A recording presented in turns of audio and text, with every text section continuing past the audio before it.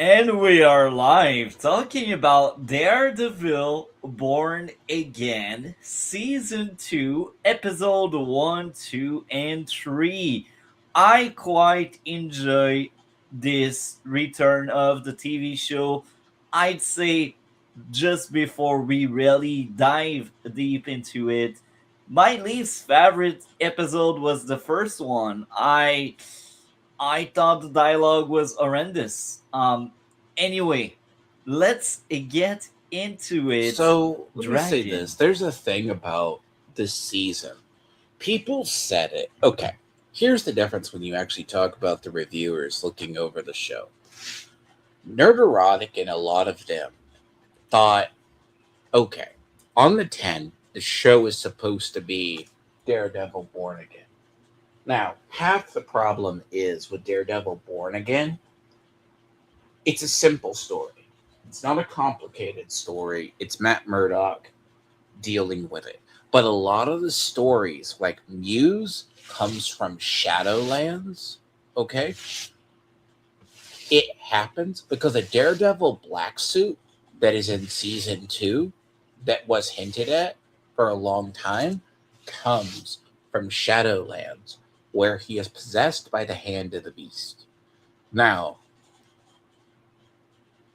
Muse is a very villain. So you're talking a show that they hint at it, but they're not. We're 3 episodes in, and I think if they do a third season, it's going to get greenlit. It's going to be hard where it's going. But the other arc they're starting to cover is Devil parts from Devil's Reign. Devil's Reign, where was in the wake of the Century. Now that the Century is in Thunderbolts, he blacked out New York City because he's basically void. Kingpin becomes mayor. Now, arguably the show's chemistry is good, but a lot of the stuff in the show hints at what was in the comic run. They elect Fisk as mayor because of the blackout. And Fisk is slowly becoming corrupted. There's several different arcs. So the thing is, it's how they all bring it together for I say season 2, but it was greenlit for 16 episodes. They just broke it up. They should have just did it together. And the thing And I is, agree with that. I'd say something that I realized after watching the first episode. I didn't think it was this season premiere, and that goes back to what you said. They should have kept all of it together. I think that would have been far better than what we got, but here we are. We you got need it. to do what Gotham did. Did you ever watch Gotham? Yes, I did. Gotham I had enjoyed most of it. you remember how Gotham did was done on Fox? Yeah, They did the they part, always and split season and arcs and that there kind of was stuff. split seasons. It was still Yeah, one season, but they split it up. But it was like 3 months later, yeah. right? Sometimes So 6 months. I was watching live, man. Sometimes I'd be so like, the when will the show idea come is back? you had a spring and a fall, but it is one story. The show is good, but it is either, it's like the new Dune trilogy. I love it, but I hate it at the same time because some character arcs we're supposed to get, like, not no spoilers for episode 4. Episode 4 is going to be the return of Jessica Jones. So we know, just gave a heads up. Punisher was supposed to play a role, but that's either late. So you're talking about a show that had a lot of heavy things, but it's also not, you cannot go into Daredevil Born Again. I think Gary said it was Daredevil Born Again, Born Again. The concept is Born Again was a very iconic story arc from the 80s because Daredevil had to approach his dark side. Shadowlands is where the black suit comes from. That's where Muse comes from. because Bullseye gets killed. It turns out because the show in the universe hasn't dealt with the hand. So you're talking about that, but they're also using arcs from Devil's Reign. Now, with that said, they're taking the realistic approach. Now, again, this is just a perspective. I look at it from the comic, but I also look at it from them trying to relaunch everything softly in the MCU. But that's why I said there's 3 arcs being shown in the show. Daredevil Born Again. That's you see episode parts of that in episode 1.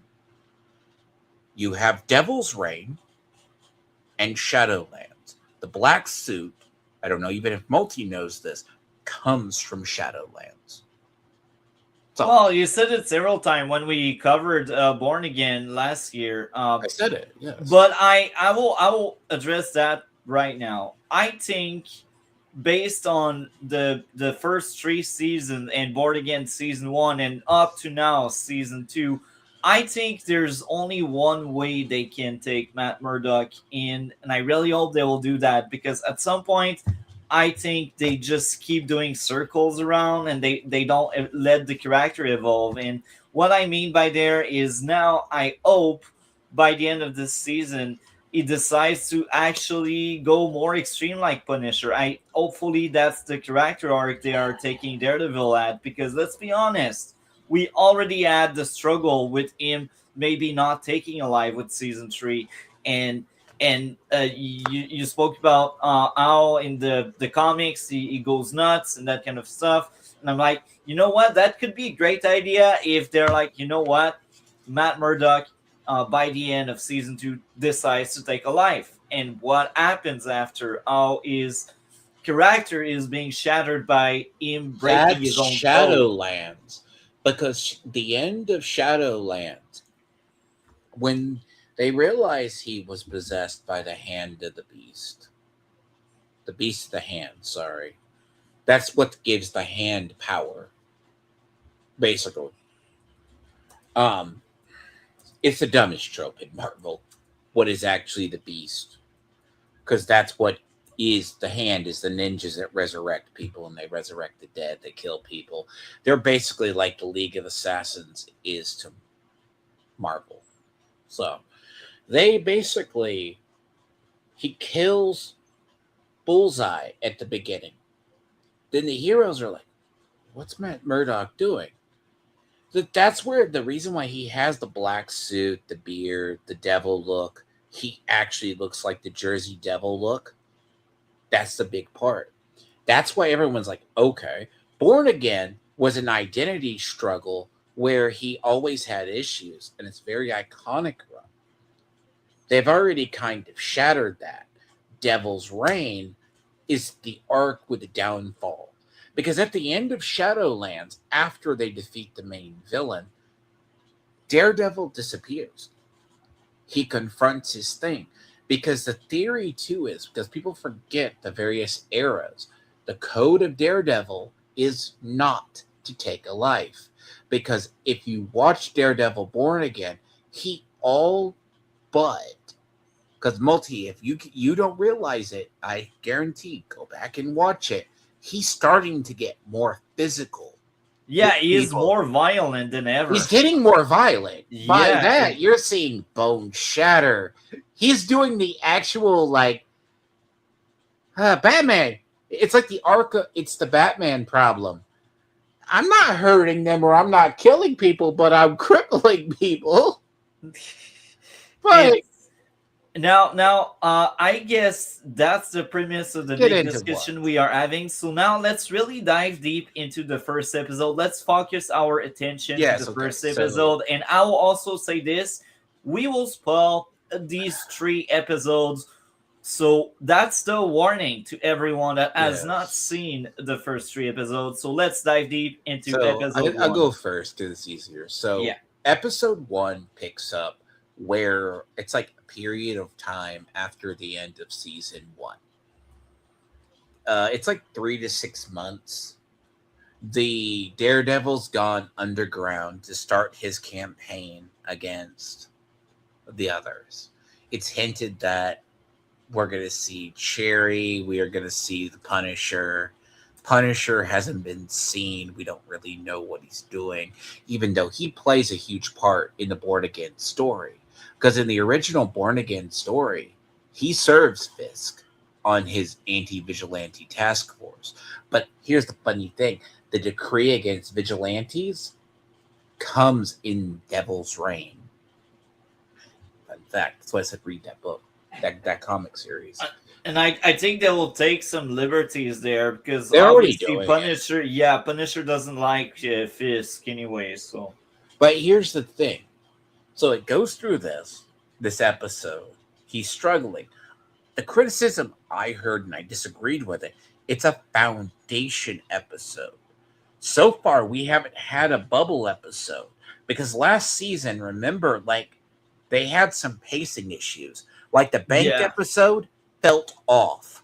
It was one of the I felt the worst with Kamala Khan. I'm like, why would you do this? And then the story is basically him struggling on how to deal with Fisk.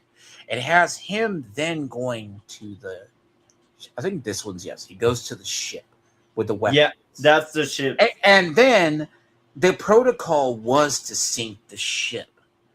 Now, that creates a thing where Fisk is a political animal, and no one ever says Kingpin is stupid. Like, the guy plays a good Kingpin. He's imposing. Like, Michael He's beating the Duncan. crap out of the people that trains with him.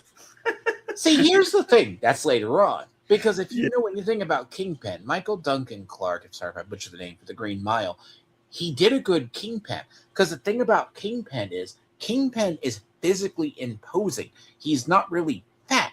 He's big. He is strong. Well, it depends on the iteration. I've seen him a lot in Spider-Man comics, and he's kind of fat. Well, that's the children's.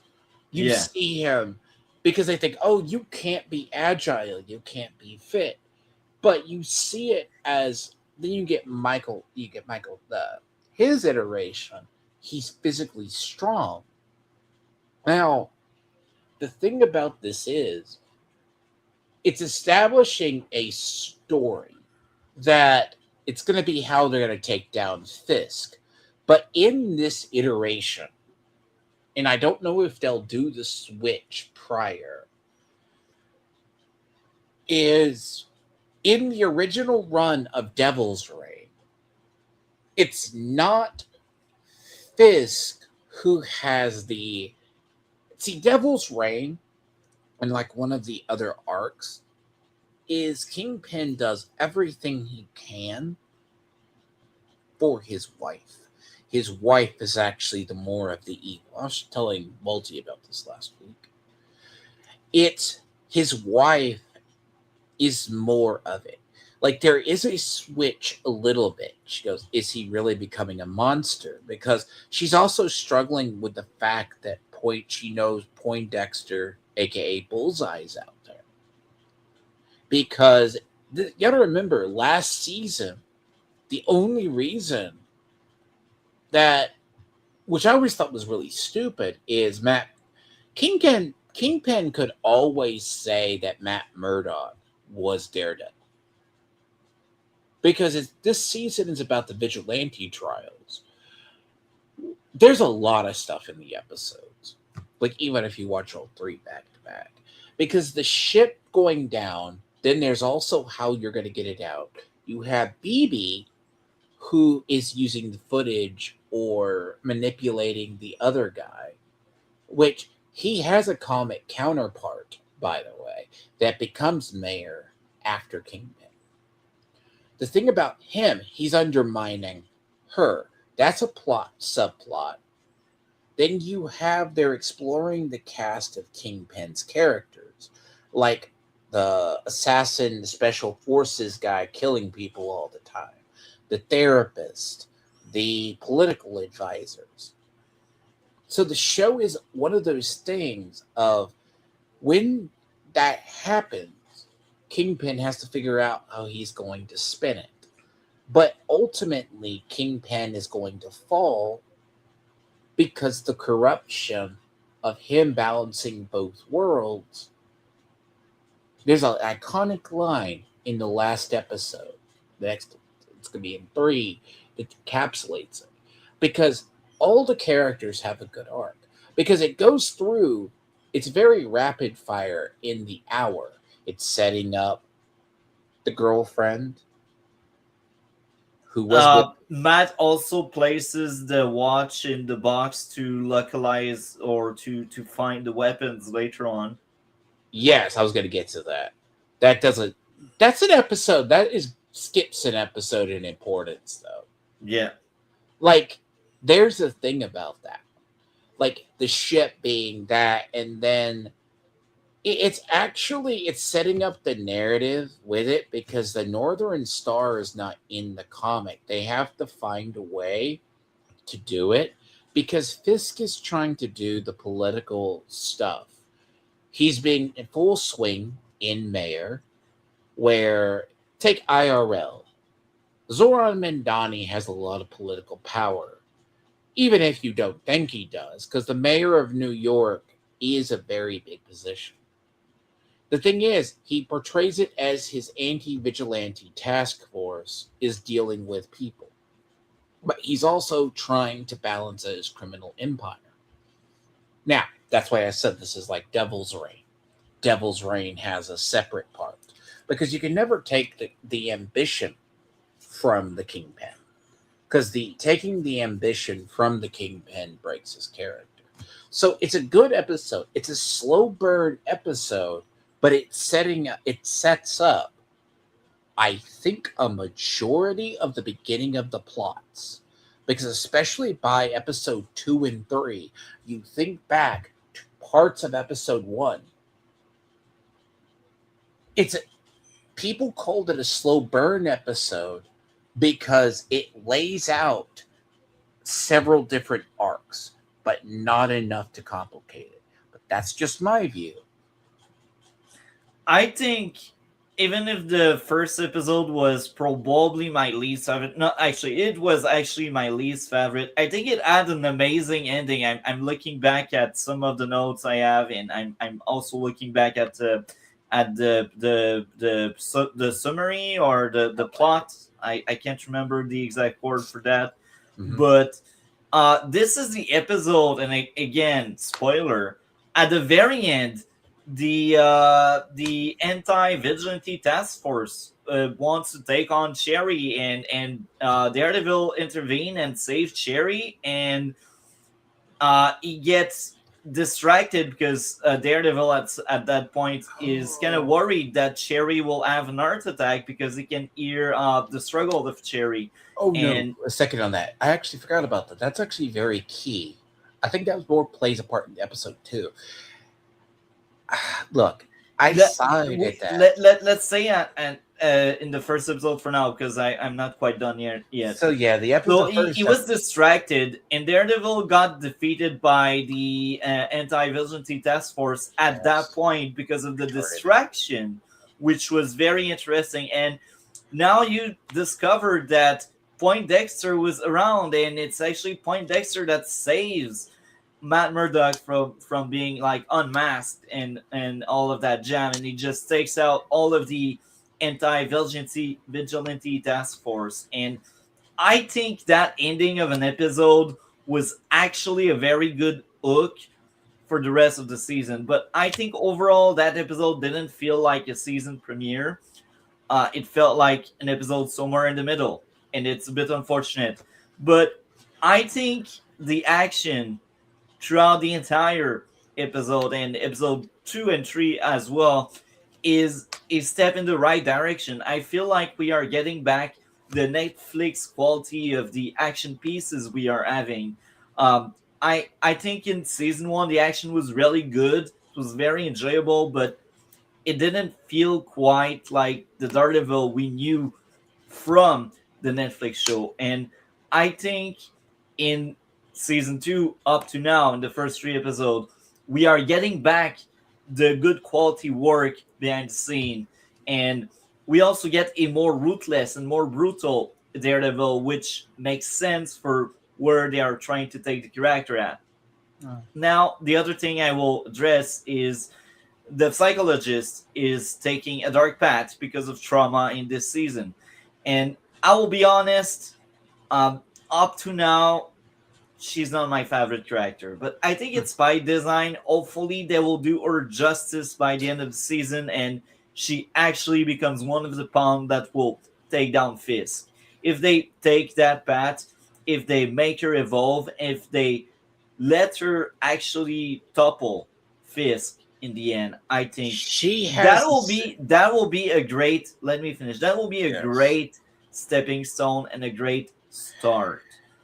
But again, up to now, not a big fan because she seems quite simple. She has trauma, and the way she copes is very wrong and very bad. So what did you wanted to say now? I say too in the closing when you talk about the scene in the finale, because it's hinted at it makes sense with a girlfriend. Now, two parts. I always felt in the other half is the law partner. Look, her character was always bland. The psychologist is in there. She was one of Daredevil or Matt Murdock's basic long-term girlfriends in the comics. But they're hinting at that but she's very traumatized from her events with Muse.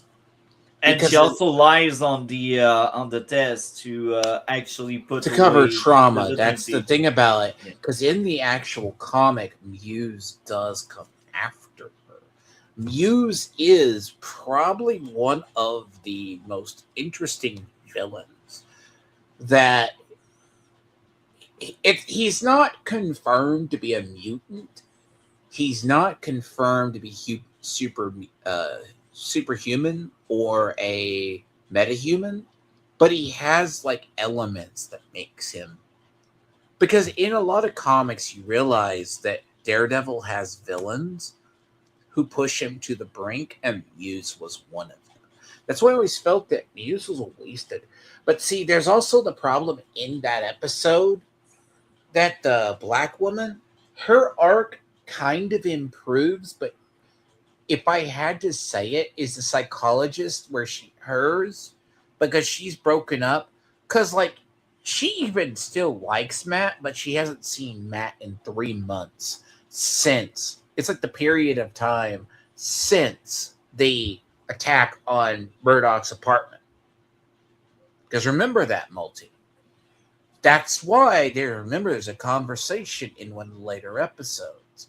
Because I will say the scene where he gets dominated and like he breaks out and he's saved, I want you to understand something about Poindexter, or AKA, and I want people to remember this because this was in the comics. It's in the show. He is psychotic. So he has psychotic break episodes at some point. The lighting, the voice, and everything else, because I forget which one it is when he goes to the church, because I did watch 2 and 3 back to back, when he asks for absolution. The thing about this is there's a scene where it goes melancholy in a sound. Eventually, Bullseye, after losing his lover, because that's why he hates Kingpin, even in this universe, starts to idolize Matt Murdock, aka Daredevil. That's the thing. So he starts to defend him because he wants to defend Daredevil because he thinks of him as an idol. That plays a part in episode 2 and episode 3. It's a tonal shift. And then there's like a blue light. Do remember that. Now, that might change your criticisms of the episodes.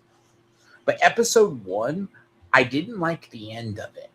Daredevil being beaten down, unmasked, and then he saves Daredevil. Because I'm like, that's a little bit. But I call that the character trope, that he needs to fall. The character has to fall to rise. And I So, also think that's foreshadowing for eventually Matt Murdock by choice unmasking himself at some point in the future. but you get what I'm saying with the. Yeah, If you think back to the first episode when they were showing Poindexter, he's having a psychosis moment because when he's listening to music, that's something they're carrying over from the comics. yeah. And I usually rate, it's not the best rated episode I would give the episode. I give it like an 8 out of 10. It's one of those episodes, but I realize the plot is setting up stuff we're going to learn later on because there's moments that it seems like a very busy episode, but like the stuff in the arcs with Fisk, like Fisk is trying to balance it and his wife has that's why I said him and his wife are going to switch roles from the comics. So, So I will give my score as well. And again, my two big issues are more of the same, but they happened twice. The dialogue, I think the dialogue wasn't so great in that first episode. I felt like the Disney vibes or the Netflix vibes with the off-putting dialogue at some of the instance, and it's like humans don't talk that way. Chat GPT does, or woke people do. But again, dialogue was the weak point of this first episode, and I think the first episode for me is the 8.5. Because outside of the dialogue, I think the action was solid. The setup for the season was quite good. It didn't feel like a season premiere, but I guess it's fine. It happens. And now let's get into the interesting part. Episode 2. What did you think of episode 2? Dragon, are you with us? The dragon, are you with us? I guess the dragon is not there. So, I will start on episode 2. I think episode 2 is very good. It's a good follow up to the first episode, and I think it's really started off this season on a very good note, and hopefully the dragon will be back eventually. But to get back to episode 2, um, this episode has so much going on. So the anti-vigilante task force tries to take out Cherry at the hospital, and Bulleye actually intervenes and take out two of the ATF agents. And what is very funny is also how Cherry cop friends all come in that room to protect Cherry and then move him elsewhere. And I really think Bulleye at some point will actually be on the vigilante team. Oh, the dragon is back. So, Dragon, what did you think of the second episode? you were quick on the second episode. Yeah, Sorry, I had the IRL. I think the second episode, now, if I criticize the show and it's hard for people to follow for a reason of. See, that's why I disagreed with multi, like the way sometimes multi's format is. The first episode, if it's setting up an arc or not the eventual fall of Kingpin, because he's having to balance. I think the second episode is dealing with the aftermath of.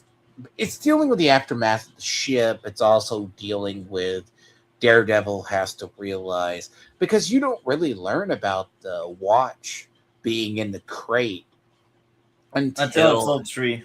episode 3. So it's like there's other parts where But you do see it being placed in the first episode. that's where I'm saying there's an A plot, there's a B plot, and a C Yeah. plot. That was in Fallout. They have one episode that lays out it. They may not mention something for 3 episodes, right? They may, but it's going to be, you have to remember it. So Daredevil's also training with her. He's becoming almost more violent. Kingpin's trying to restrain his violent urges. Like you see Tails, he But he keeps fails because he beat the crap out of the guy that trains him. that's yes. That part that's actually gonna be the charity fights in episode 4, apparently. But the concept is he crushed literally the police person's head, put out the story that he died in a car wreck, purposely leaves it out on his desk. Like, I guess people see it because it comes to head that the BB plot is coming out. Like, she's working both sides.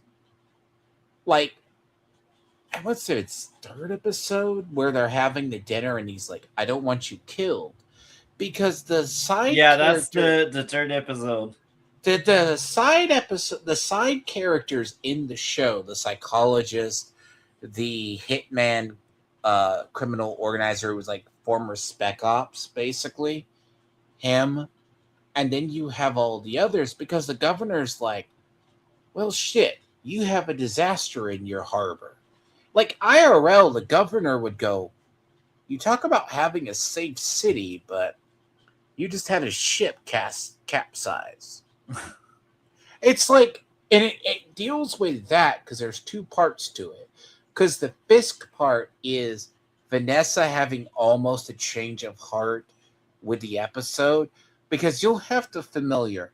Did they mention Fisk's son in the Netflix series? I don't remember. I don't think so. Because that's the hint at the road. Actually, I don't think no. Fisk had no mention of a son in the Netflix show. Okay. I'm sure The, 100% now that the I think about it. Rose, okay. The Rose in the comics is a hint at Fisk's biological son. I think there were hints during the Netflix show that Vanessa was actually the first mate Fisk ever had. So Fisk had an actual son who got named the Rose. So the show is having her with flashbacks, like she's questioning choices. She wants him to leave the power and go through it. And he's like, you see him wanting the ambition. The thing is, Kingpin has to straddle that. That's why, like, he reminds people it's a threat with power. It's really now. I'm not saying every show has a Trump allegory or every presidential allegory to the show.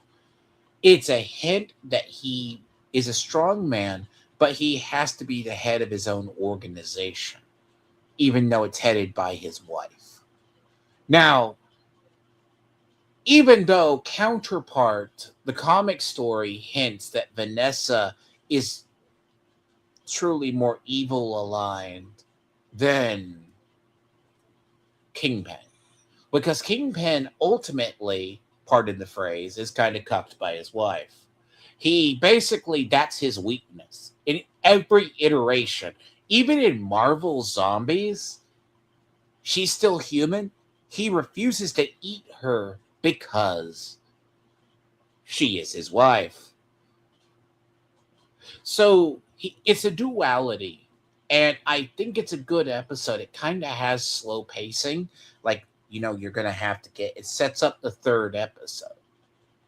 It is a filler episode because it's also showing that BB's not hiding her.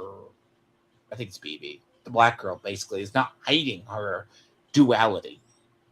It's clear as day, and I'm surprised if that doesn't become an arc later on because you see it in 3 with the guy who's a deputy mayor of communications or whatever. Yeah. It's an interesting episode. I give it still, it's like 7.5 or 8 because it's a weird because it has odd pacing. I'm like, clearly it's going with an arc. It has I will push back on what you said. So I think the pacing this season is actually very good, and I may shock some of the people out there, but I do think right now, I specify it because I can't remember Mhm. season one. Unfortunately, I remember the important parts, but I don't remember how they executed. But based on season two, the pacing in my eyes is on point. It's very good and it's faster than the Netflix show, and it's fine. You don't always need dragged on episode that lasts an hour all the time because you need to check the box. I don't think that's the case. Now there are a few important moments I'd say that you may have forgotten.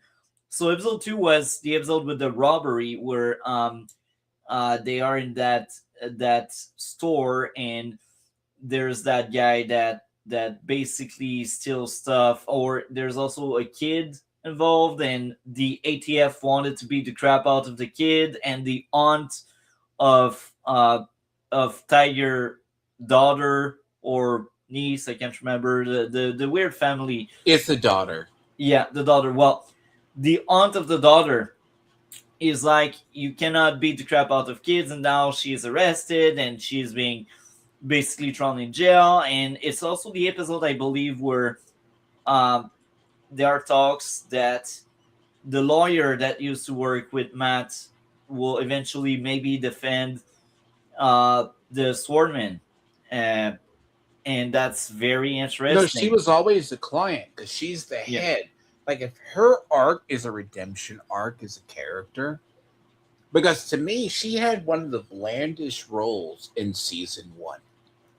yeah, yeah. She I was agree. I think she took a backseat when they rewrote it. Anyway, the other thing that's very important is how Fisk to try to trap Matt Murdock, ask for the street to find Matt Murdock, the hero that saved him. So people that hate Daredevil will seek for Daredevil, and people that loves Matt will seek for Matt, and he knows they are one and the same. So it's like placing so many bets into finding Matt, and it's interesting. I think that episode was very very good, and the action was also great.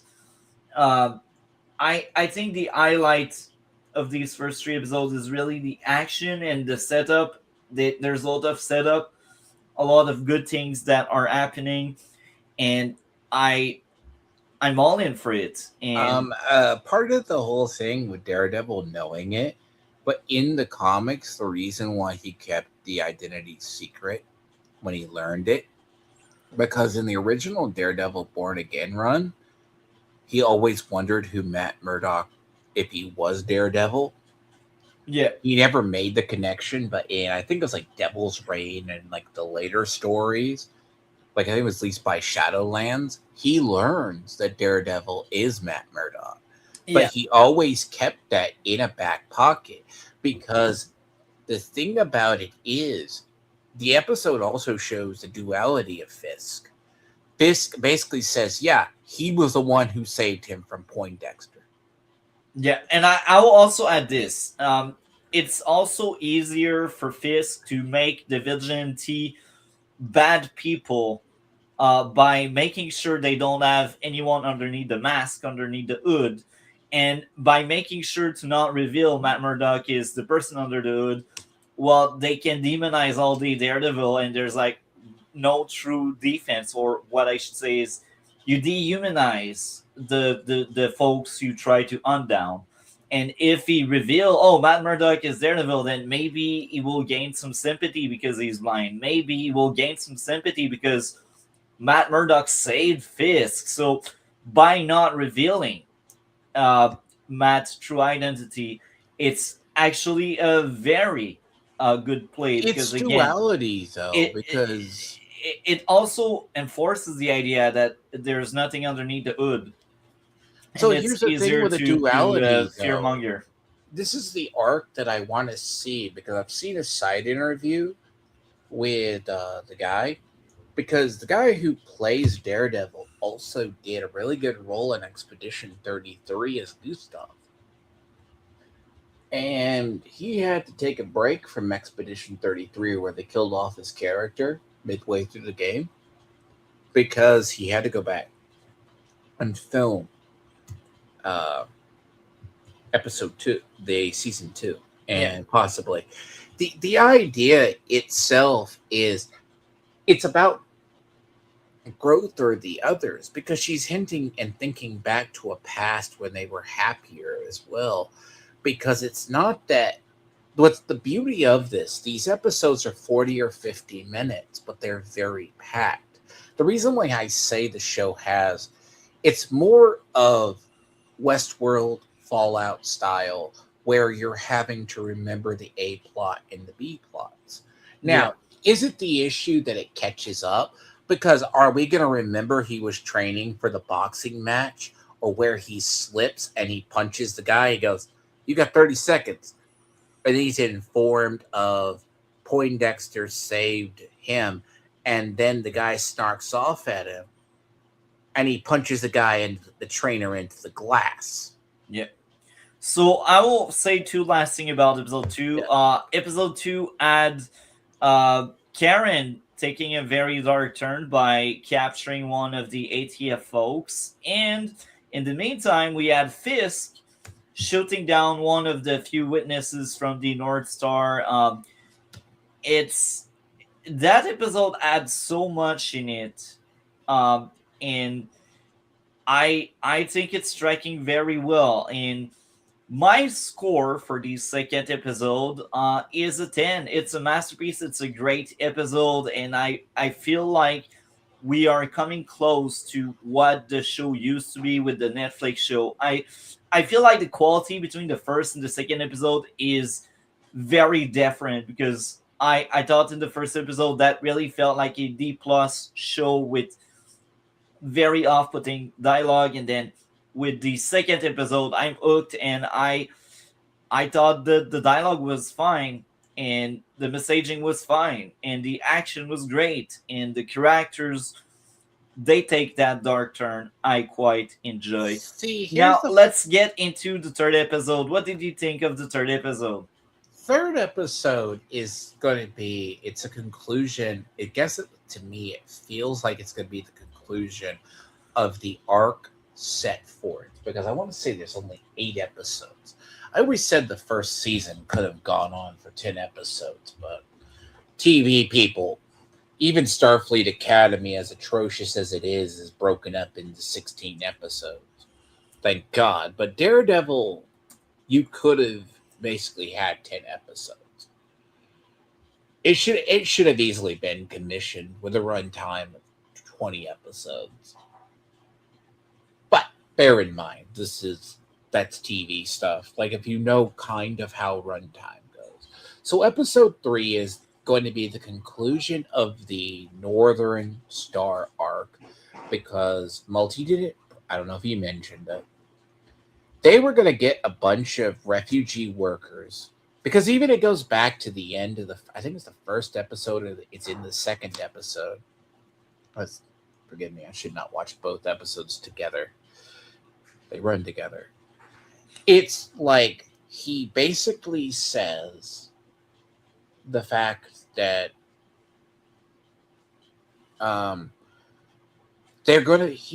he's not comfortable with killing the workers who were moving the weapons. But I guess he's okay with it as long as his blood's not on his hands. Which is also a big change.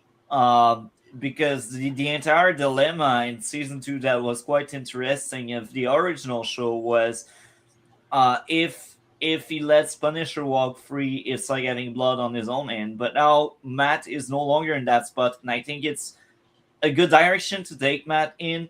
Now, no, it's not Matt. Kingpin's the one who was struggling with it because he's the one who took the okay from the dock union worker. He goes, because it was a union worker working with a mob, is like, we can't have it getting out that weapons. Like you could bury a ship being sunk in the harbor, but you're not going to bury a bunch of weapons. People I work with don't like it known that I'm struggling with weapons sending weapons throughout the city. Being an arms merchant. Being an arms merchant is harder to explain, if that makes sense. Yeah. Because that was the issue. And they're like, well, Vanessa's kind of like, she struggles too, but she was like, okay, kill them. Because Kingpin goes, you're going to kill your men. He goes to the Kingpin, are you going to kill your men? Because there's that moment. He goes, no, good men are hard to find. So I guess I'll get a bunch of an international crew of people. This is the episode they get them and they tell them to go back on board the ship. And it does conclude with the fact they blow the ship up because Daredevil has to choose between saving Kingpin's prisoners, making a scene, but he didn't realize that's where Kingpin was holding the people. So Kingpin has the weapons, but there's also the thing in this episode, before I get to that, about the political court. He's dealing with a governor. All of Kingpin's underlings all have a fleshed out backstory. And it's really good because the guy is like, because Vanessa sits next to, has Vanessa, I think it's, sits the psychologist next to the special ops guy. And he's like, I view myself as a knight. Like, can you really be a knight? No, I guess more of a man at arms. Because there's a dialogue, and he looks at like the crowd. He's like, each person, because his job is to advise Fisk on the criminal side. Because remember, he's the one when he went looking for the ship's captain and the ship's first mate. He goes, it's a very scene that the show is R-rated. That he goes, well, just send me home. He says something in their language, and shoots the guy in the back of the head. Remember that, Multi? Yeah, that was He's a cold-blooded killer. Yeah. If it needs to be done, he's just doing it, and it's not like they're hiding the blood or hiding people getting killed. But it's also saying in this episode, Bullseye's thing, because I think this was the episode he goes and talks to the priest who is, God, I forget who he is. Because I know the masked vigilante, because a lot of the stuff with Daredevil, it's real easy. He's another villain. He's another vigilante who's kind of shady. But Daredevil's allies are always side people. So you could forgive, like, Black Tarantula is another one that I think is going to get hinted at too, but whether they do it or not. The concept is, it's Fisk and them. He realizes he has to get into the boat, get into there, but he didn't realize the people were there. So it culminates with a huge thing of the anti-vigilante task force is raiding a bunch of people. They find out where his hideout is. That gives us prior. There's another, they're getting close because people are saying Matt Murdock is in Hell's Kitchen. Kingpin didn't know where. And he's just shaking down all of Daredevil or Matt Murdock's old people. Pal is changing. The black guy who was scarred by the explosion at Matt's apartment comes back. He basically, that plot is he finds redemption, but he still lets Fisk get away with the weapons. And then he hears off in the distance, the ship gets blown up. Because I'm going to be curious with episode 4, the way episode 3 has it and concludes it. We know episode 4 is going to be the charity fight. But he's also going to have to explain how does the ship explode in the harbor. Because the governor found out there were sus weapons. Yeah, you're basically trying to salvage a cargo ship with sus weapons. Sus cargo. And then Fisk is like, the idea, the problem, like what makes this version of Fisk so good is he acts like a tough guy, but when someone realizes it, he has the oh shit face. And he saw it with the governor, right? See, Multi, if he saw that, he'll say if he saw that. That's actually in the show. because he has to balance both worlds. But Daredevil does the good thing, saves everybody, because he realized if he had blown the weapons up, he would have killed everybody there. So he saves them, heroically gets away. And I mean, it's the same way. Fisk basically says, do what you have to do, has Pal blow up the migrant workers on the ship to hide the fact there were weapons. Now, that might play a role in Kingpin's storyline later on. Daredevil's going to have that.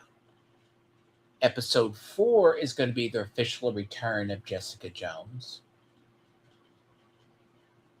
We have no sightings of Luke Cage. We haven't seen the Punisher. And I will also say this. So, one good thing about this episode is we realized the hostage Karen took was actually generally a person against Fisk, and I really like that. We need more of this.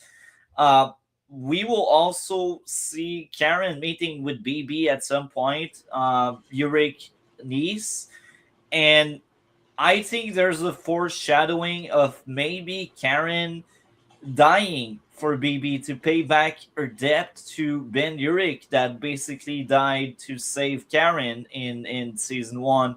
So I think there's a lot of hints, a lot of foreshadowing for what comes next, and that episode was also very good.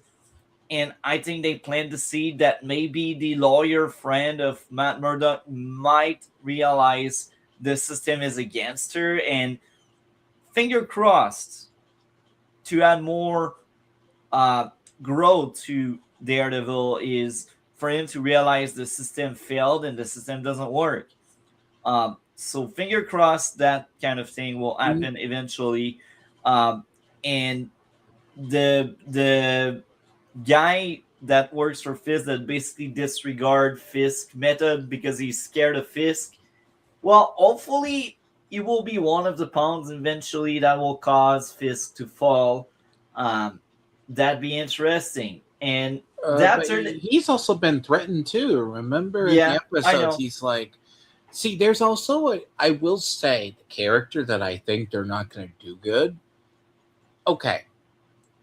His daughter, the White Tiger's daughter, okay, the idea of the masked vigilante is he's just a Zorro character.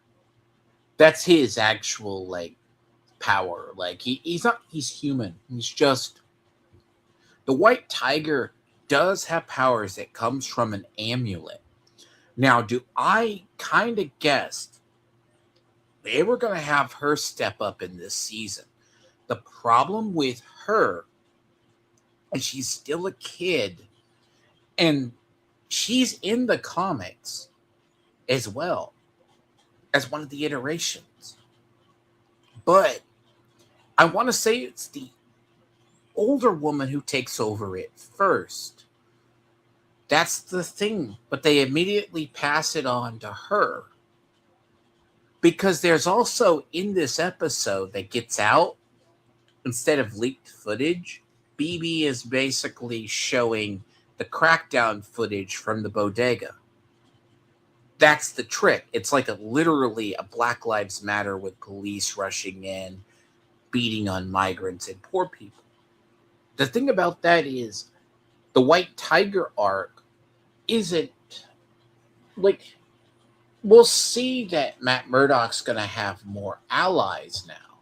The stuff about it is Fisk was saying with the anti-vigilante, the task force was to demonize the people because he knows the vigilantes will out him. He has no choice to out, but it's like, but there's still, as I said, no sighting of Punisher and everything else. I find it hard to believe Punisher's been inactive for 3 months. I really do. Because, look, the pacing is correct. The reason why I say episode 2 has a weird pacing, it's very much a duality. Because at one point, you see a duality of a scene. I don't know if you picked up on it, Multi, was Vanessa and Fisk in bed, similar to To Matt Karen and Murdock and Matt Murdock, Karen. yeah. And they're contrasting how the two are reacting.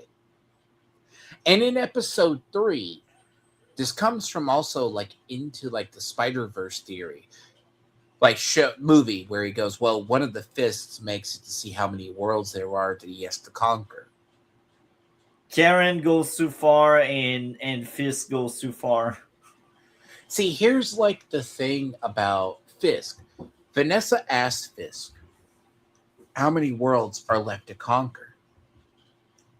And the line is delivered beautifully. How many worlds are there? All of them. Um, One last thing. Yes. I think the ending sold me the episode as being probably my favorite D plus episode of Daredevil. That action sequence to free all of the prisoner was great.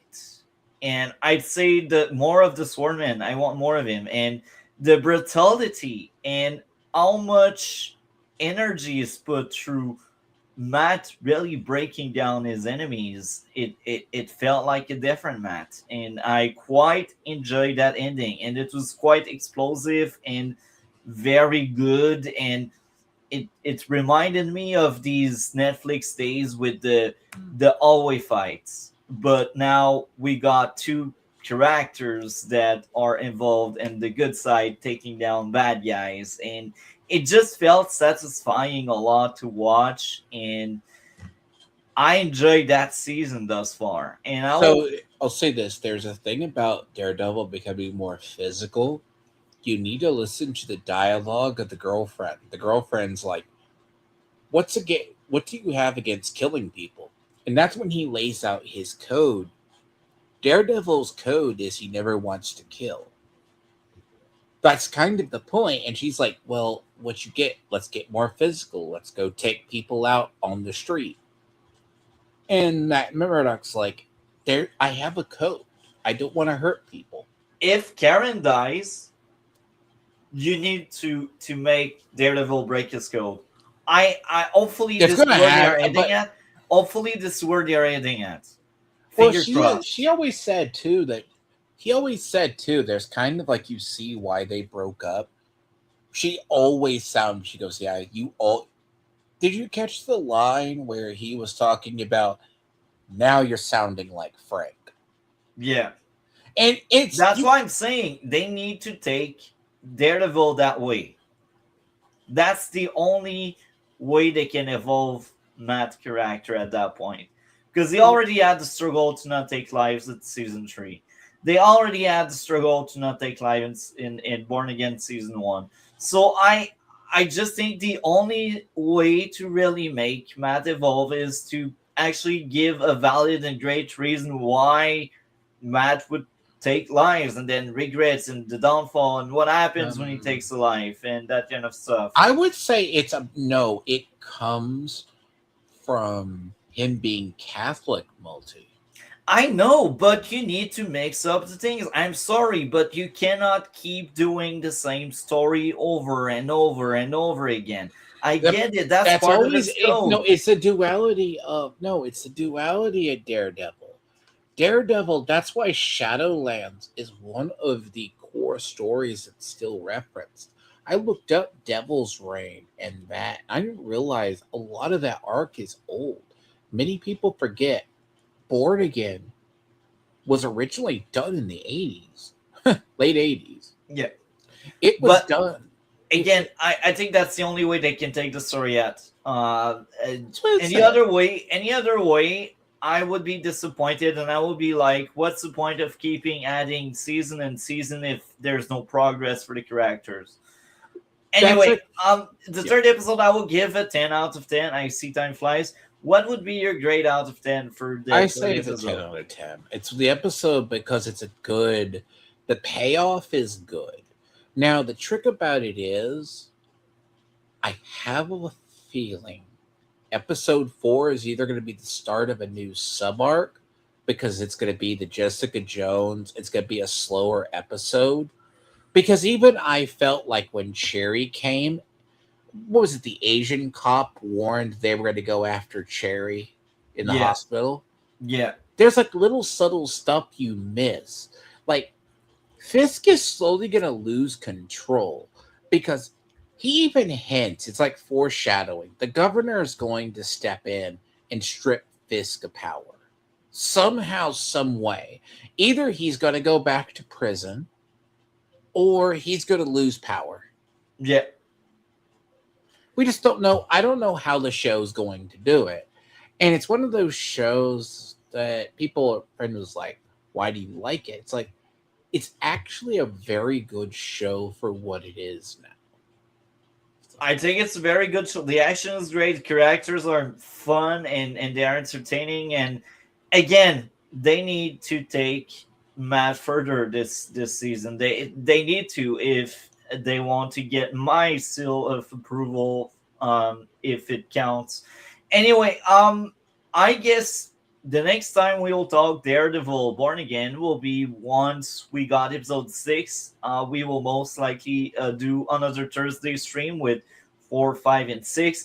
The reason why I split that way these reviews, it's because um, sometimes some episode they don't have much substance. If well, rewind. If episode 4 or episode 5 is filler and someone just tune in and see, oh, it's a filler episode, why should I bother watch the review for it? I think in blocks it's far better, and if there's Mhm. a filler episode in the block, the pill is swallowed much better, and it's also easier for me to make playlists after that, and um, it's also a shorter playlist than if we got like 10 episode and 10 streams. It's also easier for me to manage these streams if we have them here and there.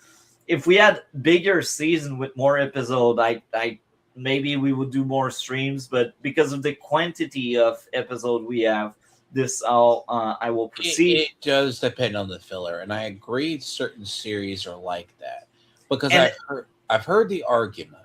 It's like Fallout Season 2. I said some people thought was filler. It has that moment where you need to remember something from a prior episode. Thankfully, they remind you. And if I remember correctly, there was fillers in Born Again season 1, and I'm currently getting through the D plus shows, and I feel like some of the D plus shows have pacing issues, and it's just easier when we have several episodes to have a bigger picture of But what's the going on. problem is going to be any show that is dense. See, Fallout Season 2 is a good show. They released it episode by episode for the most part. It has payoffs because there are some shows, when I say are more dense than others, but that's also because of Nolan's brother as a director of it. It's because he did Westworld. A lot of that team is following it because arguably, let's assume it's an 8 episode. They might have one, like every season has a bottle episode or a filler episode that is a slows it down.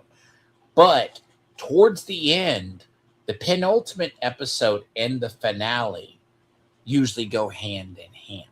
Yeah, That's why I say with a format, but with Daredevil, at least at the moment, for the first 3, the first establishes an arc, what is going to be a major arc.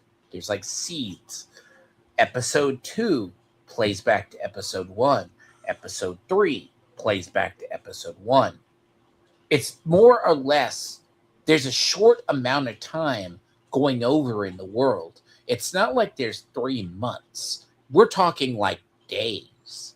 yeah, So the idea is, and I don't mind the format, it's just some of it, it's harder. Because if yeah. you look, it's a show that's driven by Easter eggs. And you don't have to know the comics because they're taking it a little bit. It helps.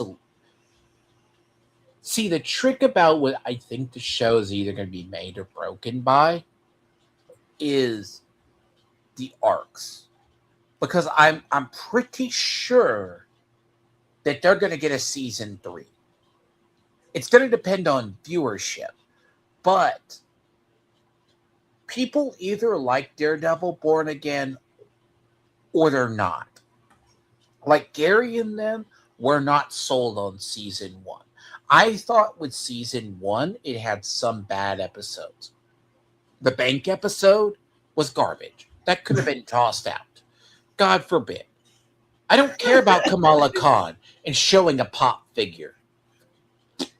Anyway, Yes. I guess this is the outro now. What do you have going on your end of the internet? I will have a stream in about 2 hours. Well, let's say about an hour at 6 o'clock or 6:30, which will be my time as central. So, hour and a half on Division 2's new season. And then next week, later this week, we have React Stream. I guess I'm going to cut that together. I'll have it by Yeah. whenever. But then I'm going to have Crimson Desert starting. The only reason I didn't start Crimson Desert is because I want to finish up Neo 3 before I start another long campaign. Other than that, and hopefully if all comes together later this week, my friend in Greece is having flooding or bad spring rains. I'm going to go over the Islamic thing, the Islamic relationship between liberalism, socialism, and Marxism, and how they take over nations this week with Sorter. So, Amazing. In my end of the internet, in a few minutes, right after this stream, I will be streaming Resident Evil Requiem. Again, I'm in my second playthrough now. I do enjoy the game a lot. Tomorrow, Friday, well, another Requiem stream because my plan for the weekend changed. And Saturday with the dragon and whoever wants to opt in. We will do a react stream late night as usual. We will react to something. The you're gonna dragon make me. knows. You're gonna Dragon make me knows. edit. You're gonna make me. I'm gonna have to learn either to bleep or edit. But Yeah, never worry, because yeah, look, the beautiful part about editing is you kind of learn to do it. I actually do it yeah, well, but yeah, there's a lot of stuff in CapCut. I may yeah. check. And next week, Monday probably another Requiem stream, and Sunday maybe we will see how it goes. Tuesday, uh, Task Force 6 movies to remain user friendly, and Peacemaker season 2 talk. Uh, Wednesday, another Requiem stream because we are all in. Like until the game You're is gonna have done, to do the super. You know what? I'm depressed. I'm not hearing about the glowing review of Super Mario Galaxy. it's Thursday. Thursday, I do the review because I want as much people You want people ready. to see it. Yeah. Um, And I then you know what's gonna happen because Daredevil snuck up on me because it's been a busy gaming month. We're getting close to the final season of The Boys. Oh my, that's true. You Oh forgot, didn't you? yeah, I to be honest, the boys. God, that's gonna be epic. Now I I say enjoyed season 4, but season 2 and 3 made me regret watching this show. But I actually, mean, I know season Multi's 4, tight on I time. enjoyed it, So but I'm yeah. just out of the loop for the boys. I don't give a crap about that show anymore. Actually, okay, I will say this because I know what you think is going to happen in the final season. There have, I will say, Garth Ennis's book was not the greatest book. The show is actually taking, I will say, some creative liberties better than the way the comic ended. The comic had a really weird ending, and they've kind of avoided a bunch of it. I would be very curious how much of it is either adapted or changed, because the ending of The Boys is Dark Darkness was kind of good. It's just that I only heard bad stuff about the comics. actually the comic is both.